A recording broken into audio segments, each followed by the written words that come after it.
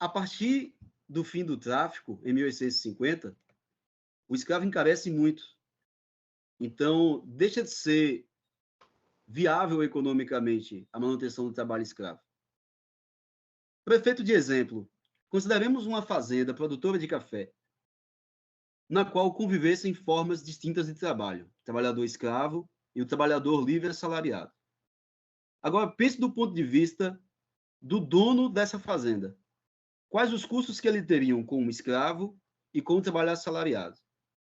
No caso do trabalho escravo, ele tem um alto custo inicial, capital necessário para comprar o escravo. Vamos supor que seja da ordem de 40 salários mínimos no valor de hoje. Comprar um escravo, né? As moedas da época eram diferentes, mas vamos supor no valor de hoje, Sim. fosse o valor de um carro popular novo, cada escravo. Você tem uma fazenda com centenas de escravos. Então, considere a enormidade de capital necessário, despendido, para fazer uma fazenda funcionar. Quando o escravo morre, é necessário ter esse gasto novamente. E quando o outro morre, ter esse gasto novamente. Então, o capital necessário para funcionar a empreitada escravista, quando o escravo encarece após o fim do tráfico, é inviável. No caso do trabalho assalariado, há uma outra situação muito vantajosa para o empregador, porque ele não precisa comprar o trabalhador. Ele compra apenas a força de trabalho do trabalhador. Isso que é capitalismo.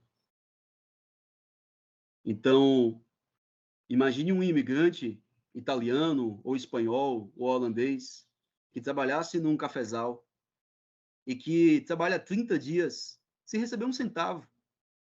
Somente após o 30º dia é que ele vai receber uma quantia consideravelmente irrisória. Sim. Consideremos hoje o valor de um salário mínimo. Sim. E se o escravo adoece, o senhor lava as mãos. Se o trabalhador adoece, o senhor lava as mãos. Se o trabalhador assalariado morre, o dono da fazenda lava as mãos, ele não tem nada a ver com aquilo. A despesa é sua, o problema é seu. Coloca outro no lugar. Ah, tá doente, tá demitido, coloca outro no lugar.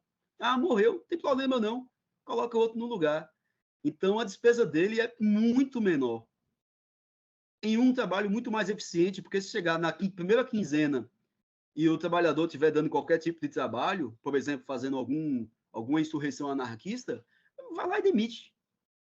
Então, é muito vantajoso para o empregador o sistema assalariado. Há inúmeras formas de trabalho involuntário na história do mundo.